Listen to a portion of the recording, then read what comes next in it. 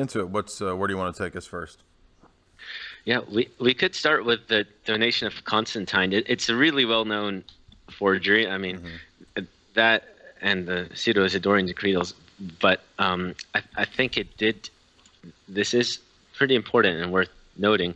Maybe the most interesting part about this is that Pope Leo IX, on the eve of the schism in the early 1050s, he cited nearly the entire donation of Constantine to Michael Cerularius, the Patriarch of Constantinople, and telling him this is the proof of our supremacy, and he so confidently insists upon it. Uh, and more than that, he says, we don't appeal to fables, old wife stories, and it's as if he was utterly ignorant that this is inauthentic. And so it's pretty significant that this was cited right on the eve of the schism and twice by Pope Leo IX to justify that schism. Mm-hmm.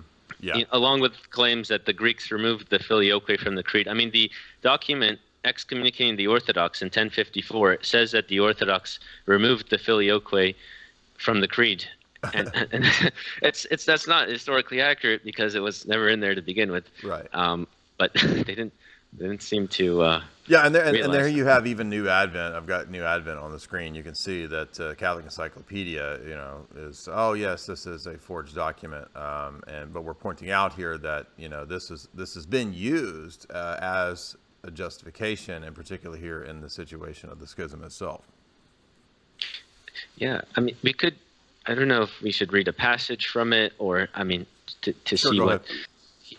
Yeah, well, so in this it reads, as the blessed Peter is seen to have been constituted vicar of the Son of God on the earth, so the pontiffs, who are the representatives of that same chief of the apostles, should obtain from us in our empire the power of a supremacy greater than the clemency of our earthly imperial serenity, etc. And saying that the chief of the apostles and his vicars are our constant intercessors with God. This is from the donation of Constantine, and it was cited by no less than 10 popes, at least. I found a few more. I found about 13 popes who either cited it directly or made like an incidental reference to it. Okay, that's a good point there, because a Catholic was, oh well, this is just some anomaly. So what? There was a forgery. Well, no, this is if it's cited by 13 different popes, then that's more relevant. And by the way, in that citation that you have in your notes that you sent me, it goes on to talk about that the supremacy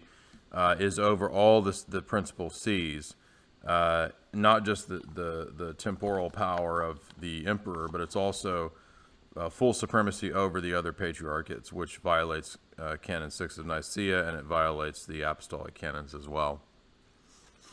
Yes.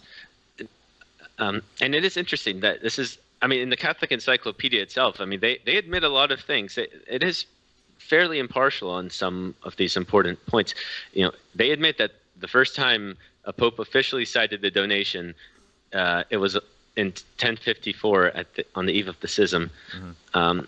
It was Pope Leo IX who cited it in the most bold fashion. Others just made a more smaller references to it. But he cites 2 full pages in Latin.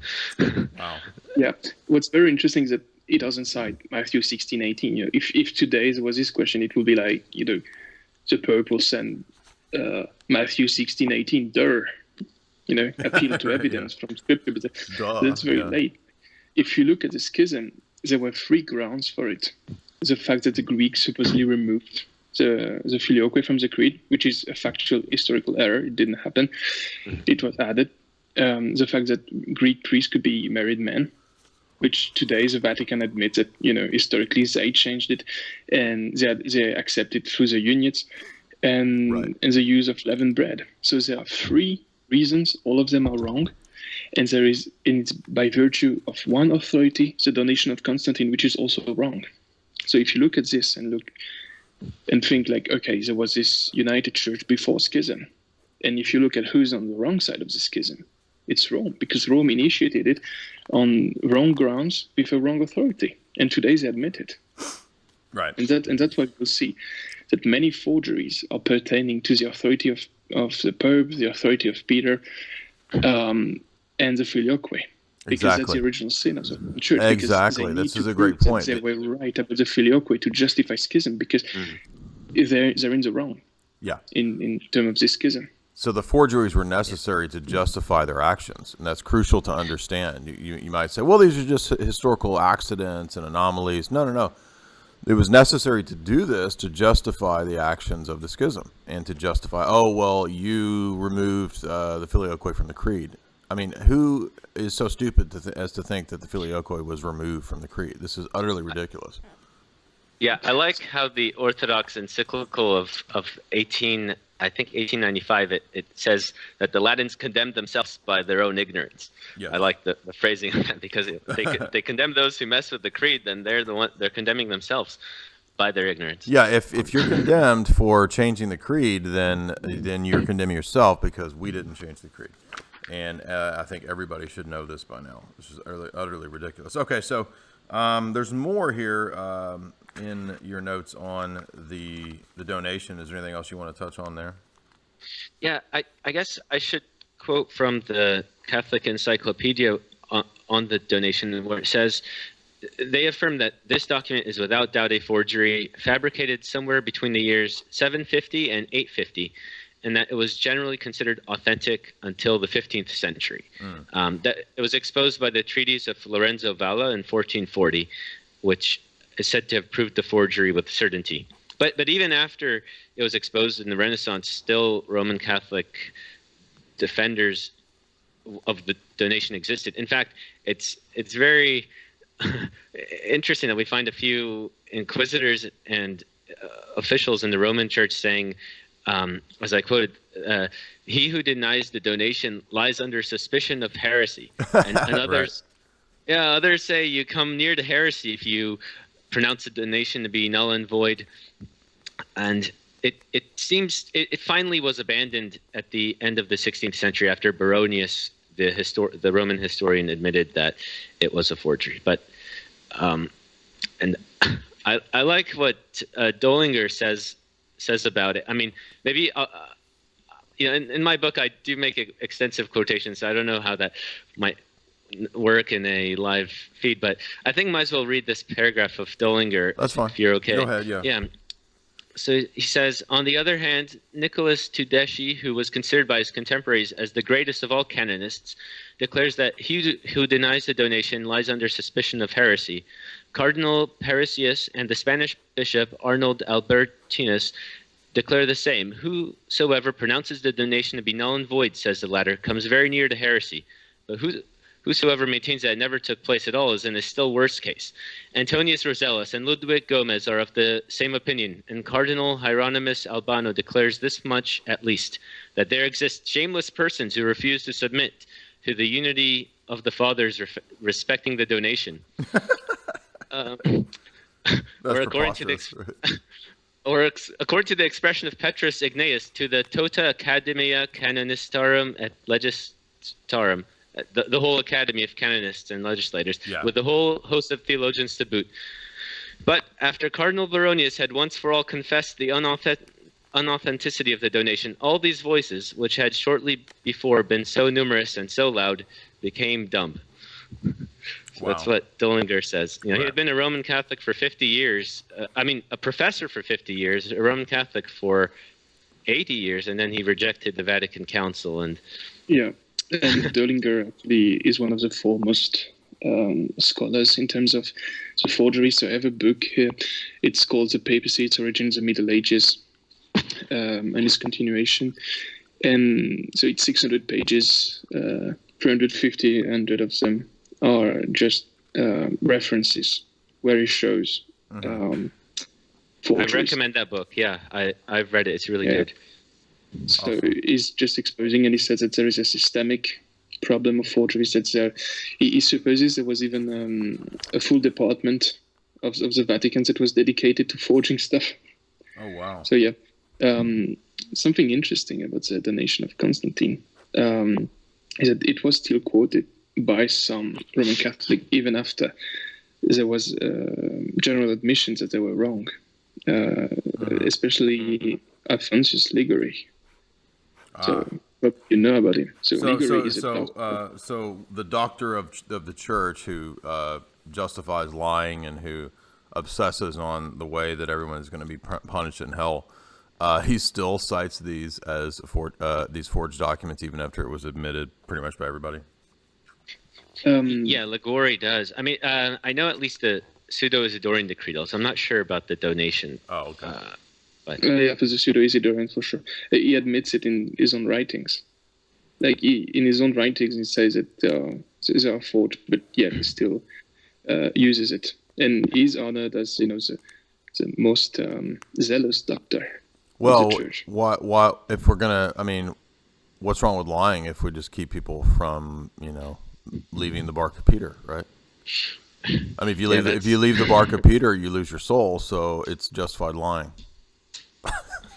yeah, that's the casuistical immorality. Yeah, that's it's not moral, but that's a separate. Yeah, that's issue. why it's called casuistry. Exactly. Yeah, I mean that's what we have a problem with, and I mean it just opens the door to all this nonsense, and this is why you see a lot of people in the trad world acting the way that they do. They have a worldview which is based on all this nonsense, and so they have to prop it up and act like goblins. I mean, and they just can't deal with the facts. They can't deal with that their own church, right, is gone into the downward spiral of madness that it has because of being based on centuries and centuries and centuries of lies and deceptions. That's what you get. The end result is a giant pedo cult.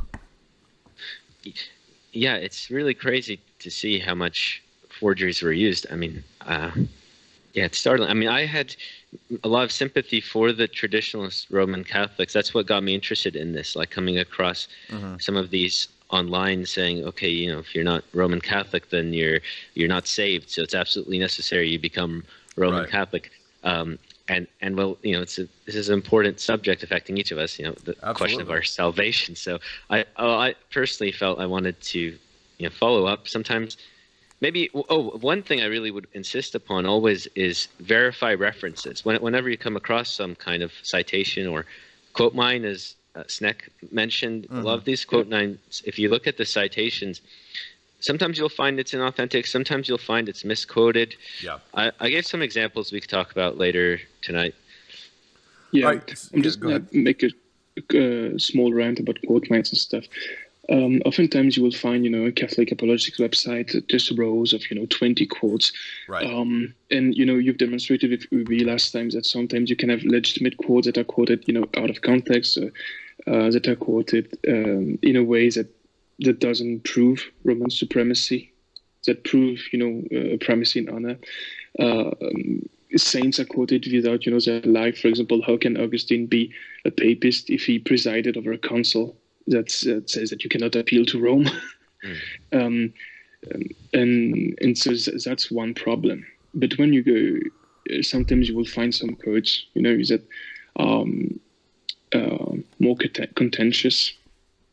And if you look, they're usually listed, in quote mines on Roman apologetic website. If you look at the quote actually brings you to a book. The book will bring you to the PG and the PL, which are, Patrologia Greca, Patrologia Latina, the big volumes of patristics. And when you go in there, and actually one of my mentor, Jean, apostatized from the SSPX just by looking at this, because when you go in there, you'll see that the text itself admits that there were modifications. Sometimes you will have footnotes where it says, this text was modified to fit the Roman doctrine. You will have variations. So sometimes you will have an Orthodox variation in the footnotes. Sometimes you will have the Orthodox variation, but the Catholic website will still quote the footnote that is an alternate Catholic version, very papist. Sometimes you will have the Greek saying two words, and the two words will be translated into Latin into two paragraphs. I've seen that. One about the Filioque, one about the primacy of Peter. So just looking at this text is already a big problem. Like you see that the texts themselves, they admit it's a mess. They admit Yeah, it's So messy. very It's messy, complicated. right? And a lot of the normie tier pop apologists don't even care about this. There's no concern for this. If you're reading, Stephen Ray or Dave Armstrong or these kind of guys, you're just going to get these books that basically just do the quote mine. Oh, look, here's 20 quotes. So therefore, Catholic Answer shows you that, Patrick Madrid, all these guys do the exact same thing. Mark Shea, it's just a copy paste model from Yeah. websites, and then like Sneck says, when you actually go and look at the quotes, it's more. There's more to it than that. There's variations on this, and these guys don't ever even touch on the famous long list of forgeries. So you want to move on to the next one, the pseudo-Isidorian I decretals? just had one more thing to say about Yeah. the quote craze. Sometimes the website will even willfully stop a quote, and actually the Demon Brothers do this. So they will list the apostles, and they will just end everything after Peter. Yeah, right. So the bishops are important. They would stop everything after the Pope. And Lying by omission. Yeah. yeah, sometimes you will have willful mistranslations. Sometimes they will add added notes and so on. But sometimes you still find one in a million. You will find one quote that still looks papal. And then if you go to the manuscript, and if you could pull up this picture of the manuscript, sometimes you will find you will have to go to the manuscript, and in the manuscript you will see that there are blatant things that were added. Right. So, for example, here's an example. I don't know if you have it on screen, but of Saint Gregory the Great, and in his dialogues. So, Book 2, Chapter 38, you can see that there was et filio added. So, in the manuscript itself, someone came after and added a mention, of procession by the Father and the Son. The Son was added. I don't know if you can pull up the picture. I didn't see it. I would if I had it. I don't have this. I'm on two different computers, so one of them is logged into Skype and the other one isn't. So I don't have the. If you send if you send an image to me on Discord, I can put that up. Yeah, sure. I'll do this right now. Okay. Go ahead. So even if you go to the manuscript, you'll see that there are still forgeries, and it's still it's still a huge problem. So that's why we shouldn't give in to the quote mine. If you actually take your time, you will find that there will be layers of errors, and not everybody has the time to read the entire shaft set. You read it, and reading the entire shaft set, you understand it a little bit better. Yeah, that was just my rant about quote mines. Don't take them for granted. Ask for the sources. Look at the sources. People will just quote them without even thinking. Yes. Yeah. So I'm pulling these images up here, and I'm going to put this on the screen for us here. And so this is from one of Gregory's dialogues, and you can see that this has been added here. So yeah, that's from the original manuscript. You have the filio, just justifies the filioque. It's just written up there in the in the margins. Yeah, sometimes it's even more blatant. Sometimes you will see that a different ink was used. You can see the difference in coloration. Different ink, different time period, different writings. Sometimes you will even see different writing styles because it evolves. So yeah. Yeah, so I've got it on the screen. You can see that it's added up there. So from the Roman mindset, the Sefer, he taught filioque. There it is, right there, and you can clearly see that someone has added that there at some point. Yeah, but people will not go to the manuscript. They won't even go to the books that quote the PGs. They will, of course, never go to the PG and PL. So they don't do the work. It's based on ignorance, and that's a big problem. People who just quote mine, and it's not scholarly. It's not decent. But and it's oftentimes not honest. But we've already demonstrated with Ligorianism and so on that if you can lie by admission, if you can be generally dishonest, that still bring people to Rome, it's not a big deal.